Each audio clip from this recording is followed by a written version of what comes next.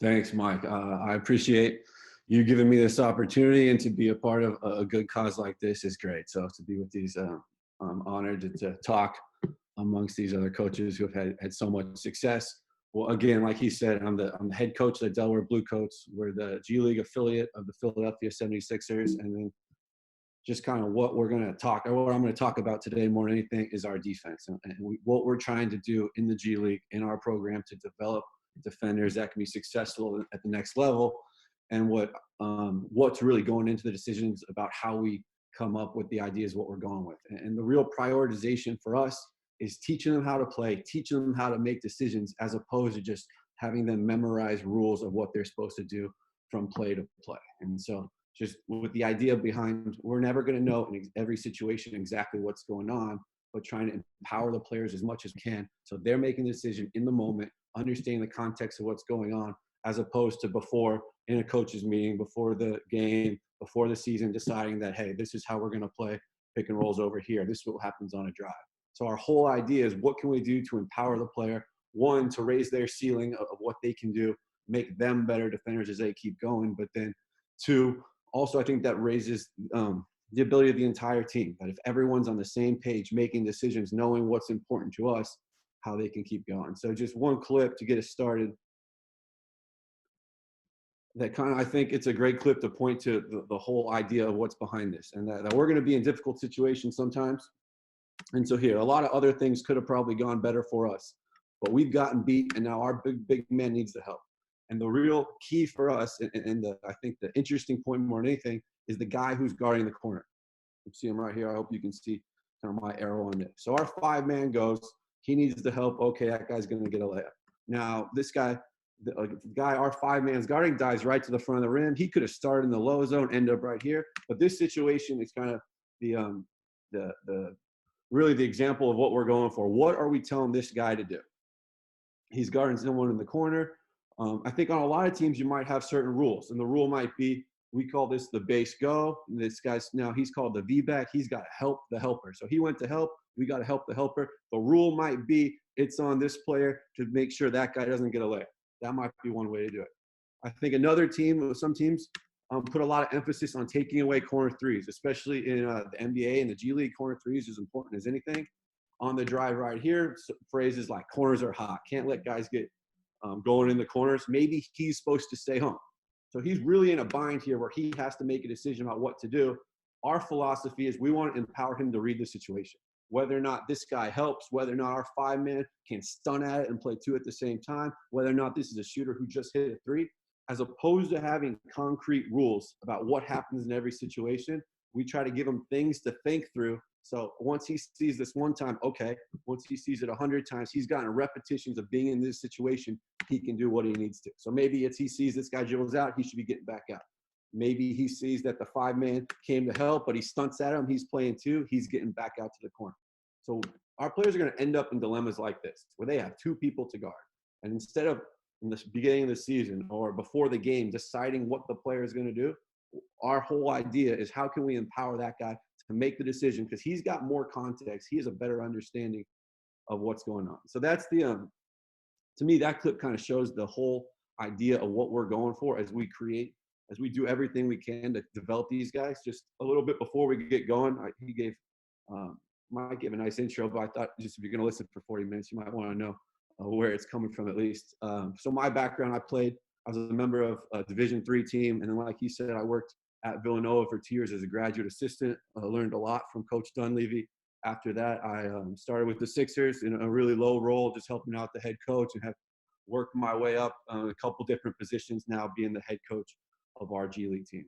I would think for maybe if you're in a college program or high school program, the G League is unique in a few ways compared to the NBA or a high school team or a college program. And that's mostly because, as you see here, our number one goal is not to win the next game. We're not trying to win whatever's next on our schedule. We're hoping to take a broader goal and really prepare players on our team to go be successful 76ers. And so we've had a list of guys who have gone on to have good success, especially recently with Shake and Norvell.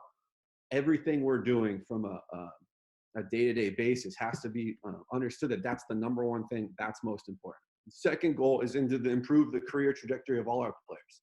We keep track of this. We see how we're doing. The idea that when they come to us at the beginning of the year, and by the time it's over, now they're looking for a job by the end of it, are they in a better career position than they were when they came to us? Something we take pride in, something we're trying to get better at every time. And then our third goal, which is clearly third behind these first two of developing these 76ers and helping all of our players, is to build a winning program. And so while it's not the next game is it so important we win the next game, this idea of we want to be a winning program, we want to build winning habits, we want our guys to play with confidence is really important. And so those are the three goals that we set out and we kind of try to keep ourselves aligned to as we keep going. Some unique challenges, I think, to the G League. I'm sure every league and every level has its challenges. These are some that we found here in the G League. It's a short season. So it's 22 weeks, almost 5.5 months. And in that amount of time, most of our players are coming to us who have not been with us before. We only had 3 players return. So in this short amount of time, we got to build a foundation. We got to get everybody on the same page, but still know we're trying to make progress forward in their careers. What are we doing to help them by the time they're done? With that, short season, a lot of games. So 50 games, there's a high density of games. We have to choose our times, how we're getting the most development-wise, knowing development's the number one goal, but also knowing they're getting a ton of development from the games. I think one challenge we have as a development organization is there are different goals for each player, and there's going to be different endpoints for where they go next. So we can't just kind of find some cookie cutter model of what they're working on that'll translate to what team they're going to next, because we don't know. So our goal is to give them a broad set of skills that are going to be attractive to other organizations at a higher level, whether it's a different NBA team, whether it's a high level in Europe. But what they need to do has to be able, no matter where they go, has to start to translate. And then the last challenge is we have a high level of roster fluctuation. I think maybe the most in basketball in terms of guys coming and going, who's on your team, who's there day to day. And the last challenge for us is we have to prioritize players who aren't consistently with the team. Like we see our number one goal is developing these future Sixers. Great. Those guys might be up with the Sixers, getting an opportunity, practicing with them. Our goals are still devoted to them, yet they might not be with us on that consistent basis.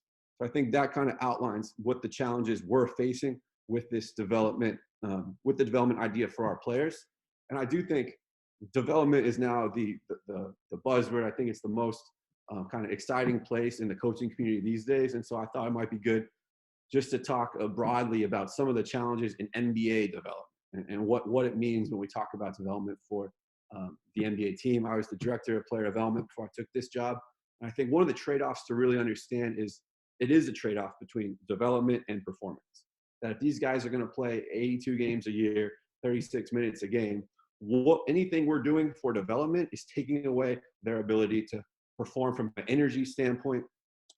There's a high risk that if they were the value of them getting hurt in a drill that we're doing, and then they can't now play in one of these 82 games is a big issue. So always have to have the back of our minds what we know from a development standpoint, what's game realistic is best and translates the most. And yet we also know on the flip side that because it is game realistic, there are risks associated with it.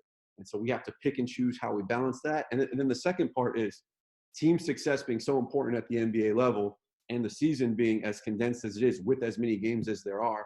It's how do you prioritize the long-term 5, 6, 7-year development of the player versus what the team needs for that season, what the team needs for that game. And so that becomes a time trade-off, knowing the player only has so much energy. There's only so many times during the week where there's opportunities for stuff like this.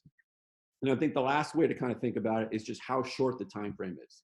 I think if you get a freshman in college or you get a freshman in high school or at any kind of developmental stage in their career, you're talking about months. You're talking about years. What can we get next year? What can we work on this year to then see next? And for us, it's a lot more about weeks. Those one season, the guy might be with us for a couple of years, but we're talking about one season. This month, what can we get him better at? These couple of days, what can we work on?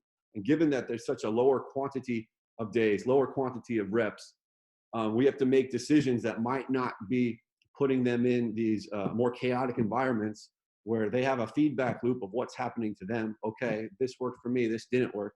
But if we're only doing a shorter amount of reps, it's hard to see the same results. So we make decisions about when is it great to put them in these decision-making areas versus when is it just let's rep it out, let's get the great habits, because that might carry over more than going through a more complicated feedback loop. So I think just to kind of, I do think development is one of the most interesting things going on in basketball these days. And I do think that the NBA has a unique set of circumstances that make that interesting. So we're talking, for us, defensive development, what we're doing to make these guys better defenders. Talk a little bit about our team, just common goals of what it means to be a good defense, and then what we're doing to put that on our guys. And again, the real point for us is we don't have specific rules. We play pick and roll this way. This is how we rotate. This is what we do if they set a pin down. We're just giving them common ideas and coaching up their decisions after that. And so it's really geared towards development. But I do think it's interesting to note we had some success last year from a defensive perspective with this in the back of our minds. Our goal was always to keep the other team under 100, our defensive rating of 100, and we did that the second most times. We were proud of that. Finished second half court defense, and then our shooting percentages from a defensive standpoint were pretty good as well. Again, the whole idea of this is we're developing our guys, teaching them how to play, but I think it might be useful to understand there are some positives, some benefits we saw collectively from that from our defense as well. So just to start, I think, what is any defense trying to do? I don't think this is rocket science. I think most people are going to agree with this, whether any level, any team. What are you trying to do? You're trying to reduce the easy shots they get. We're trying to force difficult shots and turnovers. We're trying to rebound anytime they shoot. Okay. I think that's a broad stroke, but applies to basically every team. I'm not sure anyone's trying to do anything different than that. Okay. Within those two groups, there's kind of two ways it happens. And two things we got to be focused on. One is the offense is going to create an advantage. What are we doing to stop them from creating the advantage? How are we keeping, whether it's staying matched up, staying in front of our guys, sitting down to guard, what are we doing to eliminate that? And the second thing, or not eliminate, sorry, that's a bad word, just to stop it from happening. And then knowing it's basketball, there's talented offensive players, the rules are geared towards the offense, they're going to get an advantage. Once that happens, what are we doing to eliminate it once it occurs? So for us, in the G League with the Delaware Blue Coats, there's three main things we ask of our players. And again, like we talked about, we keep it simple to a degree because of the nature of the league, but also because these are the things that we've identified as most important. And we're just going to talk about the defensive aspect of defend. What does it mean? We want to defend, run, share, but defend's what we're talking about today. What does it mean to defend for us? It means physical, aggressive, communications, and second efforts. That's the four kind of pillars of what we're trying to do. So every day, every game, every practice, we have to bring it back to those four ideas of we're physical, we were aggressive, did we communicate, did we have second efforts? So that should be consistent for us from day to day, from week to week, and then across the year. And at the same idea, it should be non-negotiable. We should never be asking them to do something that's not physical and aggressive, communications, and second efforts. And then one other aspect to think about why we dive in so deeply on the defense versus the run and the share component is for these guys to go play at the higher level, and especially for us, we're trying to gear our guys to play in the NBA. If we have a 3-and-D wing, or we got a guy who kind of like fits that mold and is going to play in the NBA, on offense, the coach of the NBA team has a lot of control over where the player goes. We're going to put him in the corner. We're going to have him shoot corner threes. He maybe catches and rips it. Sometimes he'll end up in pick and roll at the end of the clock. Okay. But the coach has a lot more control over what that player is doing on the offensive end than the defensive end, where we're reacting to what the offense is running. Maybe they put our guy in pick and roll. Maybe they try to get him switched on to somebody else. Okay, whatever it is, we have to know that he could be put in a variety of situations and has to really hold his own there, as opposed to the offense where we can kind of control to some extent what we're doing. Even if it's our guys as like a point guard who's getting bounced up to the NBA. Okay, he's got to bring it down, run and pick and roll, find somebody else. Okay, now playing spaced off the ball. As opposed to on defense, it's harder for us to know what's going to happen, why we're putting the emphasis there. So our real three key pillars are the defend, run, share. Great. In defend, what does that mean? Physical and aggressive, communications, and second efforts. Our goal, again, developing these guys to be the best defensive players they can be. Why do we choose physical and aggressive? I think number one, it's appealing to a lot of different people. We tell our guys all the time, you'll never find a coach as they're looking to play in the NBA or wherever they go next. You'll never find a coach who tells you play too physical. You'll never find a coach who tells you play too aggressive. So there's no ceiling for what we're trying to go for to those two categories. I think at the same time, doing this day to day, playing with this style, improves their toughness. I think it reveals a lot of it, especially at the start. And then I think more than anything, it sets sets a tone for them that yes, this is how we play defense, but then that transfers over to how they screen, how they cut, how they rebound. You want to be physical and aggressive on defense, no question, but we're hoping that carries over to other aspects of their game. So then how do we keep our guys, how do we promote this idea of being physical and aggressive? 3 real keys. You have to have great ball pressure at all times. And for us, that's not telling them how to guard or what to do. It's the result we're going for. So that means they turn their offensive player now is their back to what's going on. If it's the point guard, he's out of rhythm. He can't run the offense. We've taken them out of what they want to do. Jams and blow-ups, we'll talk a little bit more about as kind of we keep going. But that's the idea of we're beating them to the screen. That we're physical, we're into the ball, we beat them to the screen, we're fighting over or we're fighting through. Jams we use as our term for pick and rolls, blow-ups we use for anything off the ball. So it's just some clips to show you of what we're talking about when we say that. I hope you guys can see this. First is ball pressure. So it's not put your foot here, put your hand here. We're just going around the outcome. And this is something we sit with our guys. Was this good ball pressure? And luckily we got good clips for you. He sits down, he guards, he keeps them in front. That's a good example of a jam right here. Like anytime they can't screen you because your ball pressure was so great, that's a jam. Good, we love that. We reward that. We keep track of it on a day-to-day, practice-to-practice basis. That's a good possession of ball pressure leading to a turnover for us. Another one, and that just shows one guy guarding the ball. We talk about pressure points. We want to get as many pressure points as we can. That's opportunities where we had great pressure and it took them out something they wanted to do. So pick up points here about half court. Good. Now the second guy has it. What can we do? Get up and pressure. Okay, that's okay. Pretty good. We'll take it. Then third guy sits down to guard. So it's not just, I just want to show, it's not just the first guy bringing the ball up over half court we want to pressure. No, as the possession continues, there should always be pressure on the ball. That's something we really value. And so in doing so, what we're teaching these guys is we're trying to stretch their limits, right? Make them better. So if they're sitting back here and just keeping the ball in front of them, they don't know what they can give. They don't know how much more they can do. That's what we're trying to say. Like this is a great example of probably one of the best point guards in our league, and our guy's guarding. And he picks him up 3/4 court and manages to keep him in front.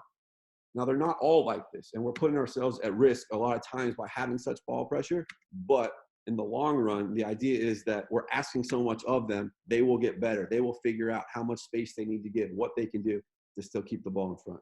So that was a great example. He picked up 3/4 court, kept the guy in front. Here's what we're susceptible to. Probably a little over eager with the reaching, and now this guy's gotten into the point where our defense is in trouble. We have to rotate and do something else.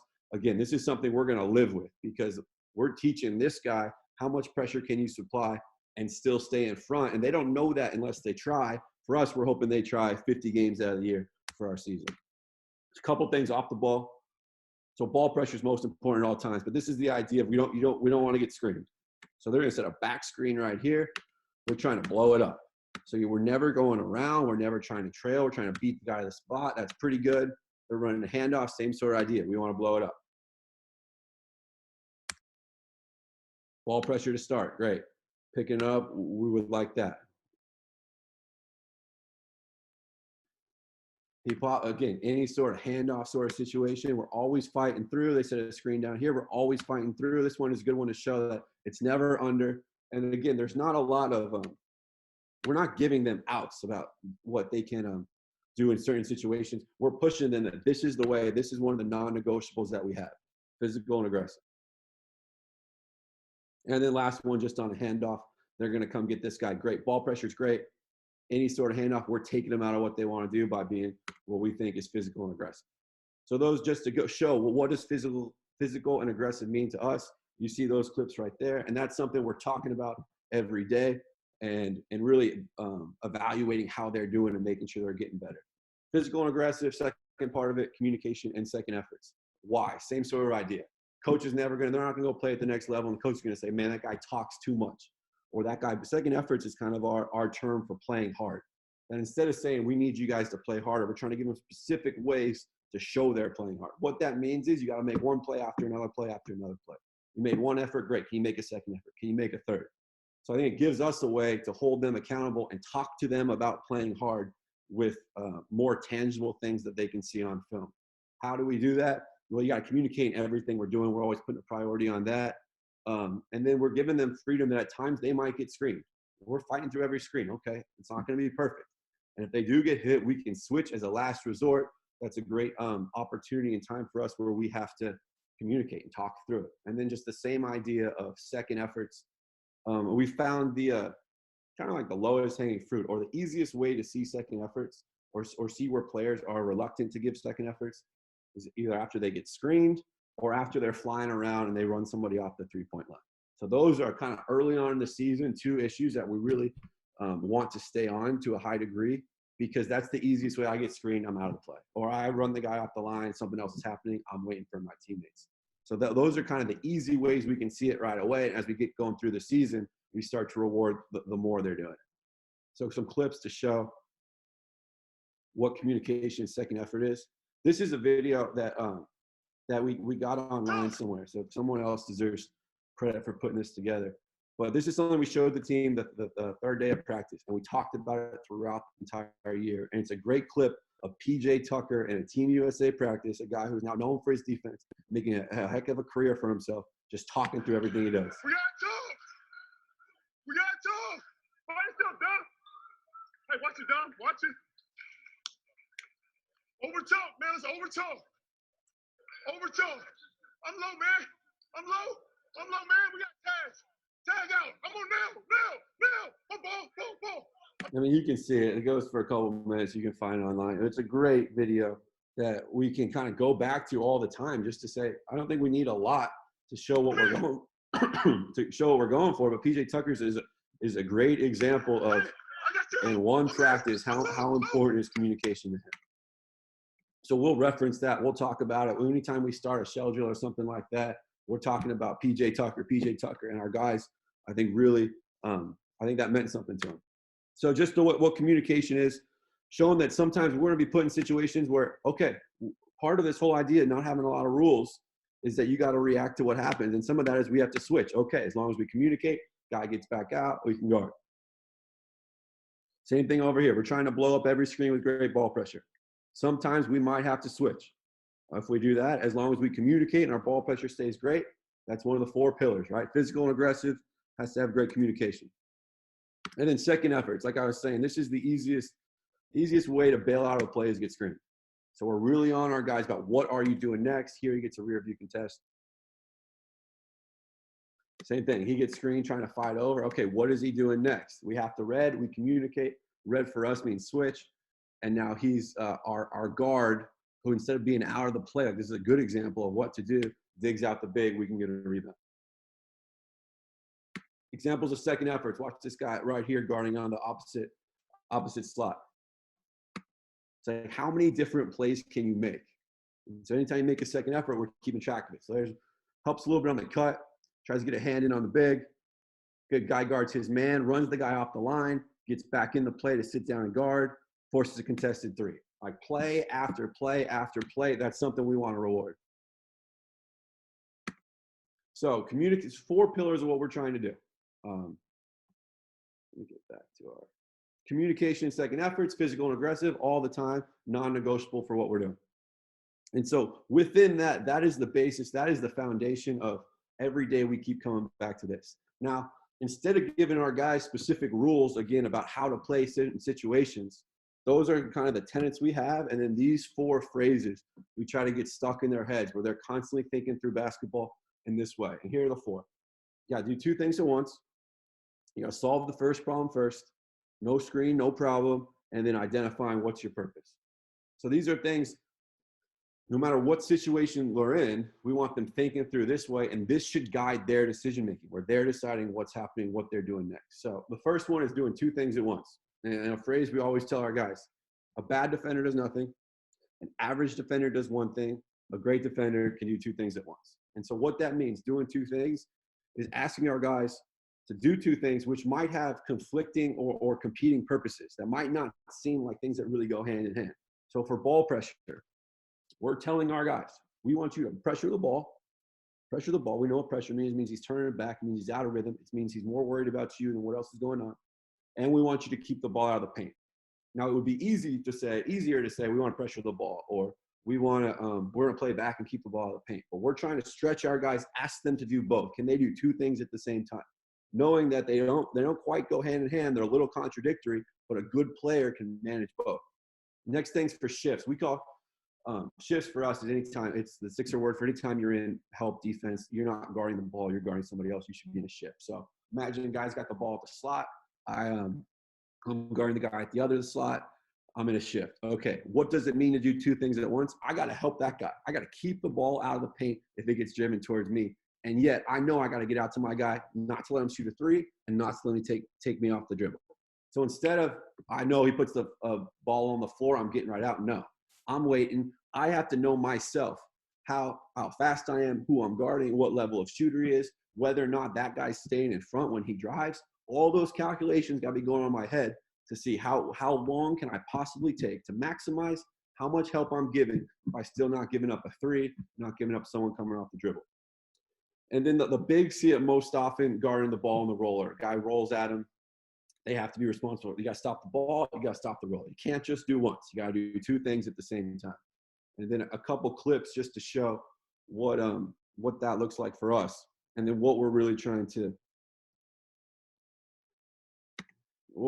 promote through this whole idea of two things at once. So ball pressure.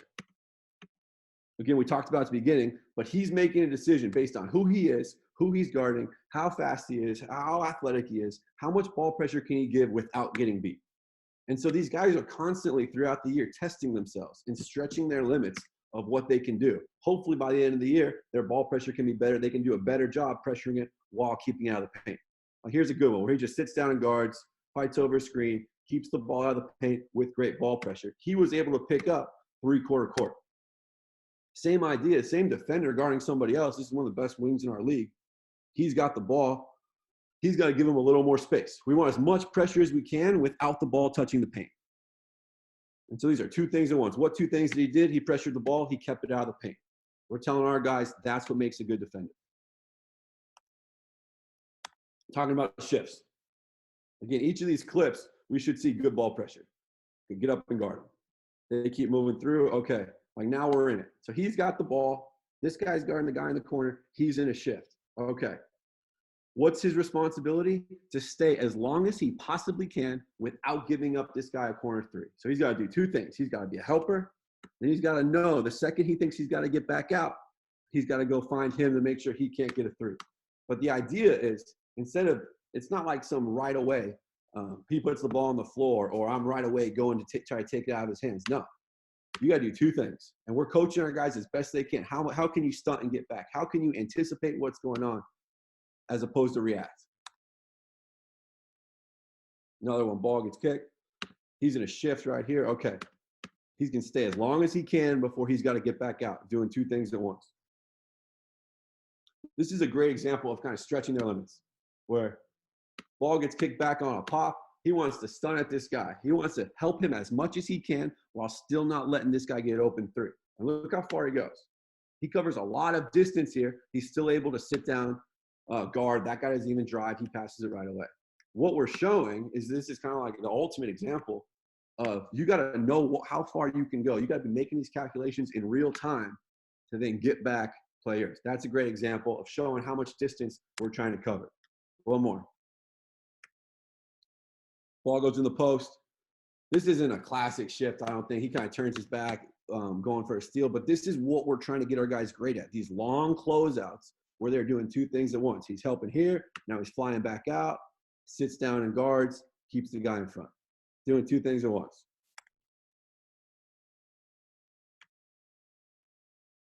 In a shift right here. This guy's trying to take our big. Okay, we had to switch because we went over. He can stay as long as he can, knowing that he's got to get back out to guard. Good ball pressure, good. Like we would love that. We reward that. He gets a point for that. Same deal. They're driving at our big. We want to be in a shift to give as much help as we can, still knowing we're going to get out and guard our man. So two things at once. And the last part's for the bigs. They see this most often when they're getting driven at from someone on the perimeter and their guy might be in the low zone, or in situations where we're in pick and roll and the guy gets downhill. So as he goes, we see it right here, freeze. He's guarding two guys. He's responsible for the ball. He's responsible for the roller. In his head, he's got to be thinking he's doing two things at once. He's guarding the ball. He's guarding the roller. Okay. We end up getting switched to put out the fire. He sits down to play defense. Anytime we're in these situations, you got to know you're doing two things at once. They have an advantage. We got to do two things at once so we can get caught up. You see him right here. He's pointing to the two guys he has. He's pointing to the ball. He's pointing to the wing. Same thing happens here. Again, communication and second effort being most important. He just made two plays. He just communicated to this guy. This is a play we would reward. Okay, let me get you back to the talked about doing two things at once, right?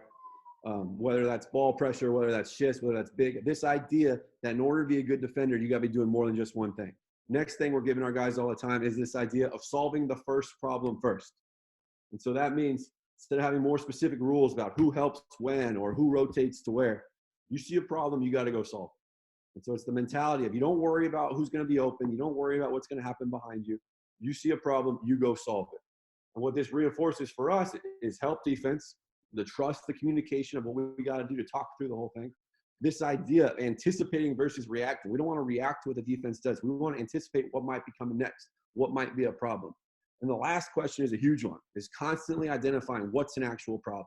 If it's their 6-foot point guard going against our 7-foot center underneath the basket, we're not calling that a problem. If our guy went to help, we'd say, why are we solving that? Solve the first problem first. It's not a problem. You let him guard. Same idea. If someone's getting downhill driven, he's going to go get a layup. That's the problem we got to solve. Only exception we really give is this strong side corner because you can't see if it's a problem. You don't know if your 5-man or if your base go, whatever you call it, is behind you. So we give them a pass there. Some ideas, and what this really works to is the second effort idea and the communication. That we're hoping to get our guys flying around, making extra plays, as opposed to being caught in some more specific rules. So some ideas are just showing guys making extra plays. And I know teams these days, especially in the NBA, they don't want to rotate as much. They want to stay tied to their own guy. But what we're trying to do is give our guys the ability that they can understand problems, and then they have the athletic ability to see what's coming next, anticipate what's coming next, and then go put it out. So we rotate. We're flying off the corner. Good. We see a problem coming in this corner. We sit on guard. We get a contested three. Again, a good clip just to show what it means to make a second effort, to put out a fire. Anytime someone's open, we're trying to run at them. Next one. Again, he drives here. And this might not be the most textbook help defense by any stretch, but this is something we're sacrificing in order to get the mentality right for our players. He drives, the other guard helps. He goes for a steal, other guard helps, gets on the floor.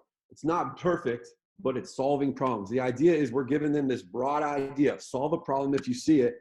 He does this twice. And this is something that we'd reward. You see a problem, you got to solve it. You got to make a second effort. And then one more. Show them getting an advantage. Good ball pressure is decent. Ball pressure not as good there. Good, they drive. We have to help to put out a problem. Good, someone's open, we got to solve it. What's the third problem? That guy's open, we got to solve it. What's the fourth problem? Good, we got to get up and solve it. And so as they have the advantage, just teaching our guys to continuously make plays so we can try to get caught up. We can try to get matched up to what we're doing. With the whole idea of when we're solving the first problem first, it should fit right into this communication idea. It should fit right into the idea of communication second efforts. Everything flying around trying to get, trying to understand where the advantage is, how we eliminate it. And then knowing if they go play at another level with more specific rules, it will be easier for them to play within this rule and have to make decisions on the fly, which I think might be, hopefully, we're thinking the hardest way for them to play that they're learning at this level to hopefully go next. And the last part and the last phrase we really use is no screen, no problem. This is the same idea as the jams, the same idea as blowing things up, that what can we do to be physical, be aggressive, beat the guy to the spot to the point that we're not getting screened. That's a good jam. That's a good blow up. Those are our terms for it. What this does, it fits right into the physical and aggressive kind of pillar that we have. And then everyone in at all kind of levels of basketball and where these guys are playing next, tons of pick and roll, 70% of NBA offense, supposedly pick and roll. So anytime offenses are using that to create an advantage. We're trying to teach our guys the skill of not letting them create an advantage through the screen because we're up in the ball and we're physical. And again, we're hoping this is the most difficult way for them to guard. That if they go to another team and that coach asks them to go under or to switch or do something different, it will be easier for them to pull back from more aggressive to less aggressive than if we played in some other ways and now they go to another team who's telling them, you got to fight through every screen. So the no screen, no problem phrase that we're constantly telling our guys is that if they can blow it up, they can get a jam. That's exactly what they're supposed to do. A couple clips just showing our guys doing a good job of it. Into the ball, fights over, beats him to a spot. That's a great jam. Same thing. No screen, no problem. You don't get screened. No one else has to help you. There's no advantage. There's no problem. So you did your job. No screen, no problem.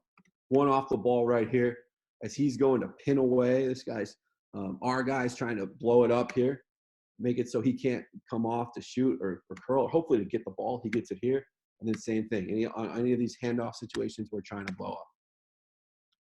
Then a couple handoffs here, just showing what physical and aggressive means. We're trying to blow it up.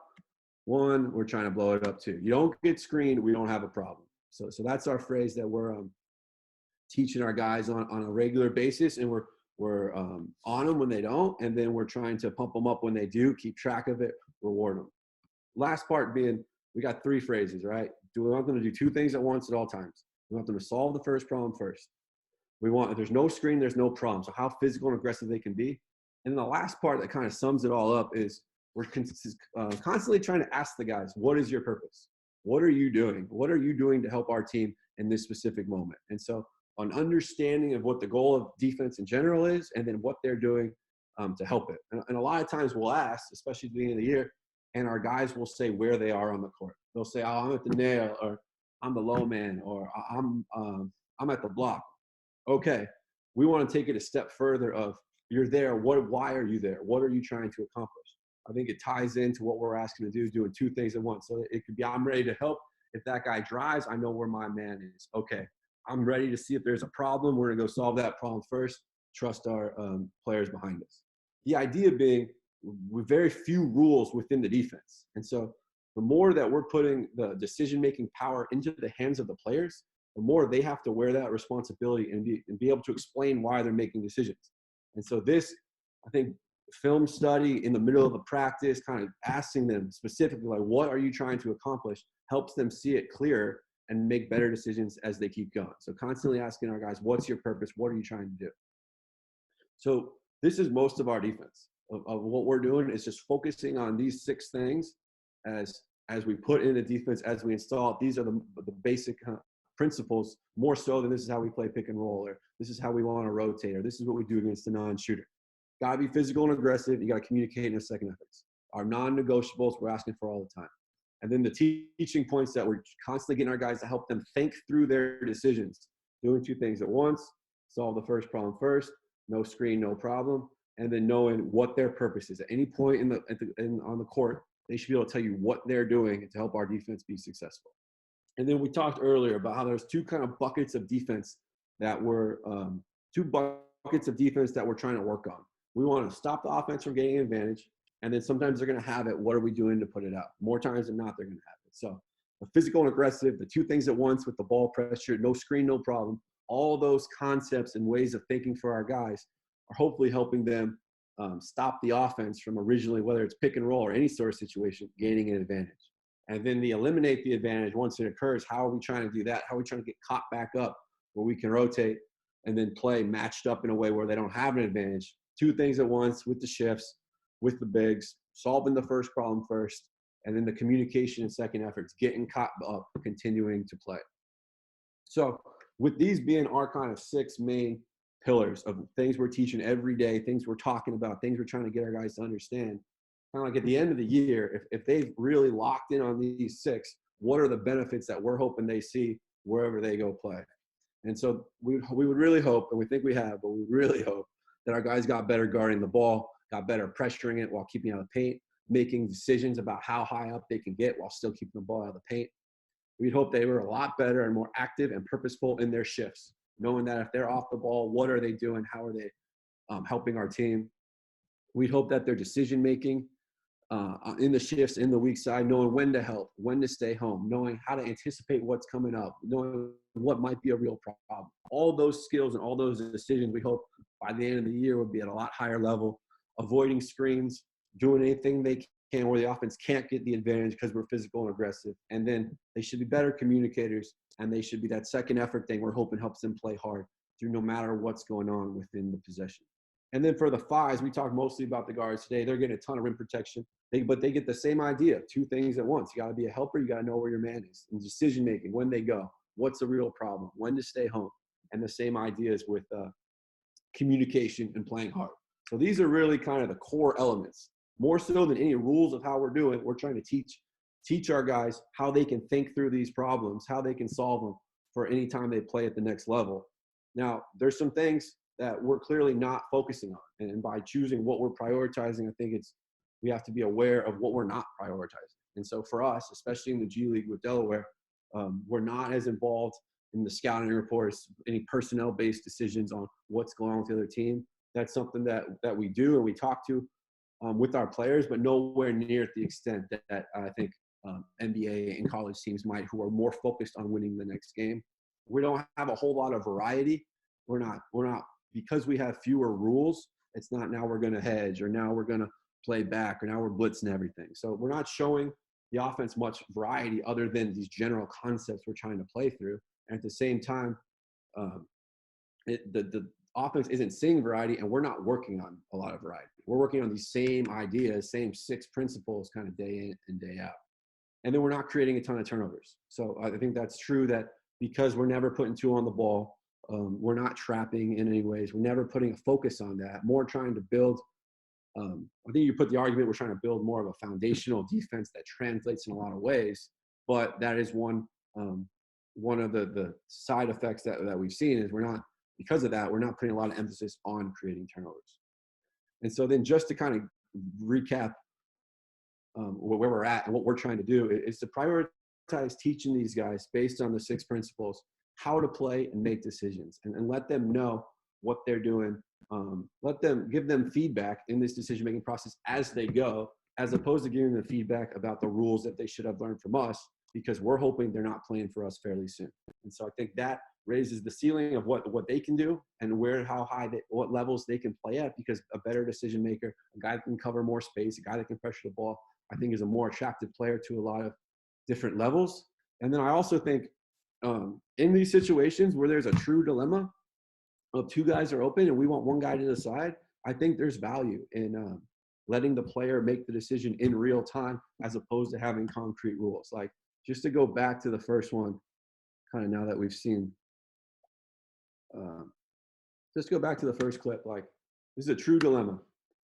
He doesn't know who he's supposed to guard, right? Well, you could have a rule that says he helps the helper. You could have a rule that says he takes away the corner. But every situation is going to be a little bit different. The 5-man might be a little earlier. The 5-man might be stunting a little more. This corner guy might be slashing behind him or moving up.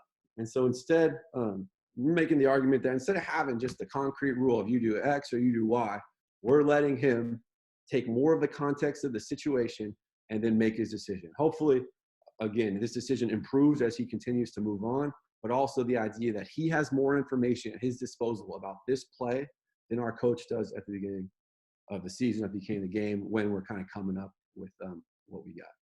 So, Mike, I think that's my 40-ish minutes. I hope there was something in there that might make you think. That was really good. That was awesome. I really appreciate it. Really interesting, obviously, from a personal standpoint, having coached more so at the college level and high school, hearing how you guys, the different terminology you have, and even what you just said last there is an awesome thought, because it's easy to throw a rule in there, but every situation is different. And sometimes, to your point, it could be more confusing with a rule rather than, letting guys kind of react based on the situation that's out there. So a couple questions that came through here, and just to remind everybody, if you have a question, you can throw it in the chat now. But first thing is this, and I think this is good because we have a lot of coaches in this, I think, from all different levels of coaching, from high school to college, and you've obviously done an incredible job with your career to get yourself to the point you're in now. So I'd just be interested to hear some things that you've done that have helped kind of accelerate your coaching career and get you to the point where you're at now. I think I appreciate you saying that. I don't know. I think unfortunately, I don't know if I have any great answers. I think I've gotten lucky more than anything. I think I played for a high school coach who played in the NBA and worked at Villanova, and so he was my connection to get into Villanova. And then at Villanova, there was a lot of talented coaches on that staff. One of which was Billy Lang, who went from Villanova to the Sixers, and he kind of helped me get my foot in the door there. And now I've been there for a long time. So I think, I mean, I wish there was a better answer, like some specific things or skills that I tried to develop. But more than anything, I was in the right place at the right time with some good coaches who were moving on to a different place or had some good connections. And I think that really kind of got me going more than anything else. That's awesome. Next question. What's more important to you in terms of development, having talented defenders or having smart defenders? I would say more important, number one is we don't choose the players. So I think maybe, I mean, like a high school program probably doesn't choose the players, maybe. College program, you get more say over who you got. Okay. We have a general manager, and the Sixers have a large footprint in who the players are that come to us. So we're not making decisions about, I don't have to make decisions, and I don't know if I'll be very good at it, at balancing the talent versus kind of, what is it, the basketball IQ or something we were saying. Exactly. So with that said, I think what we're trying to do is stretch them in 2 degrees, that it's not just about making them smarter players who can make better decisions. Again, it's definitely part of it, but part of it, the second half, I think, is what are we doing to help them cover more space, to help them shrink the court even more for the defense. And those are athletic things that 5 feet versus 6 feet is a pretty big difference. And so over and over, kind of getting the repetitions of asking them to do a lot, knowing that sometimes they're going to fail, but in the end process, did they gain a little bit is our hope through kind of everything we're doing. That's interesting. Next question. So you guys, where you are specifically, I think you're kind of a victim of constant roster change and turnover. And you might have a guy thrown to you on like a Friday morning and you need him to play on Friday night. So, and this is, I think, relatable for a lot of coaches that might be on here. That for me, like I coach at the high school level, and it's obviously a different, but we might move a guy up from JV to varsity because we have 5 guys hurt. So what are you doing, between Friday morning and Friday night to get your guys up to date with the offensive defensive playbook? Yeah, that's great. One thing is a couple things. We keep it really simple, as you can kind of tell. Like there aren't a whole lot of rules. It's more about decision making and kind of figuring out how we can solve problems than having to know what the coverage is in each specific situation.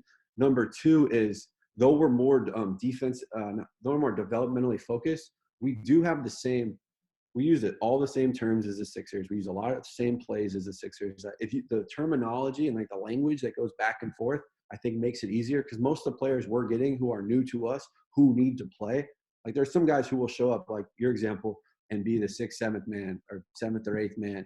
We will get guys who need to play 35 of the 48 minutes. And so like, that guy needs to really know what's going on, what plays we're calling, how he can fit into the system. And I think what helps him more than anything is just continuously being able to use the same kind of verbiage back and forth. Okay. Just a couple more. So one, does your pressure defensive style hurt your ability to work on your offensive sets in practice? To some degree, yes. The guys constantly trying to blow up handoffs, blow up screens, but I think it goes back and forth. I think because of that, I think that hurts you more than anything. And because of that, we were able to, from an offensive standpoint, I don't think we got blown up as much. I think we were tougher with the ball because we constantly saw it in practice. So to some degree, I think it balances. I think the issue we have is we saw the same. We're so singularly focused on one thing. Our offense practiced against the same sort of defense over and over again. Whether or not the long-term implications of that, I think is a fair point. Cool. All right, last one.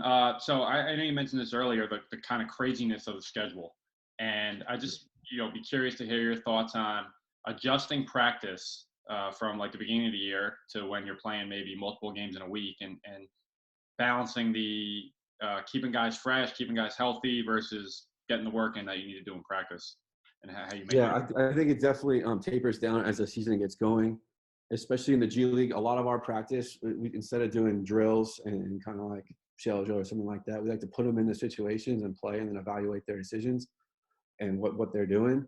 And so that's hard to do if you're in the middle of two games or you just played two in a row and you're playing two more coming up.